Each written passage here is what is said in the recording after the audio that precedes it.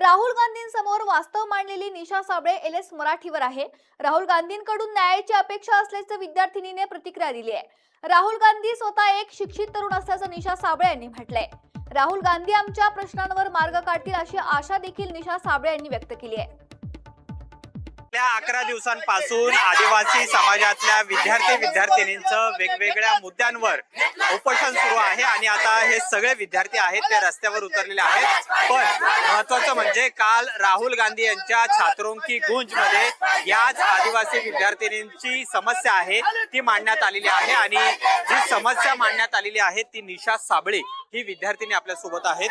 काल राहुल गांधींच्या समोर जी समस्या मांडलेली आहे, काय नेमकं तुमचं म्हणणं आहे? गेल्या 11 दिवसांपासून तुमचं जे आंदोलन सुरू आहे आणि काल राहुल गांधींसमोर काय काय म्हटलंय?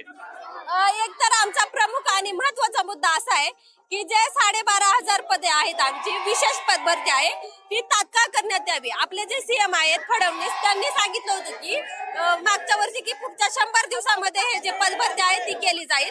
त्याचबरोबर जे बोगस प्रमाणपत्र दिलं जात आहे ते ज्या लोकांनी हे बोगस प्रमाणपत्र घेतलेले आहे त्यांच्यावर तात्काळ कठोर कारवाई करण्यात यावी आणि हे बोगस प्रमाणपत्र देण्यामध्ये जे अधिकारी किंवा जे काही प्रशासकीय अधिकारी याच्यामध्ये सामील असतील त्यांच्यावर देखील कठोर कारवाई करून ते जे शासकीय किंवा नोकरीत असतील त्यांना पण त्या पदावरून निलंबित करण्यात यावं.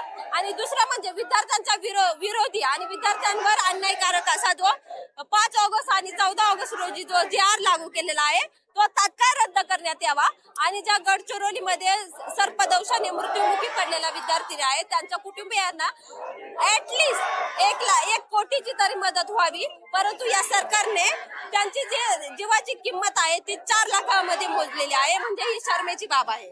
आणि जे आश्रमशाळा आहेत त्यांच्यामध्ये जे सेंट्रल किचन पद्धत आहे, म्हणजे एका ठिकाणी तुम्ही जेवण बनवणार आणि तुम्ही 70-80 किलोमीटर ते जेवण घेऊन जाणार, ते खराब होतं. ते मुलं लहान असतात कारण पहिलीपासून तिथं ऍडमिशन होत असतं, त्यांना कळत नाही हे जेवण खराब झालंय म्हणून. त्यातून विषबाधा होते आणि त्यातून बऱ्याचशा विद्यार्थ्यांना उलट्या जुलाब किंवा असंच लूज मोशन सारख्या समस्या उद्भवतात.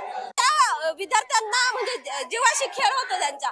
मग त्याच्यामधूनच जे आमचे विद्यार्थी आहेत आदिवासी विद्यार्थी ते खरं तर कुपोषणाकडे वाटचाल करत आहेत. त्यांचा एचबी कमी होत आहे, त्यांना अॅनिमिया सारखे रोग जडत आहेत. कॅमेरामॅन रोहित वनकटेसह अमोल धर्माधिकारी, एल.एस. मराठी, पुणे.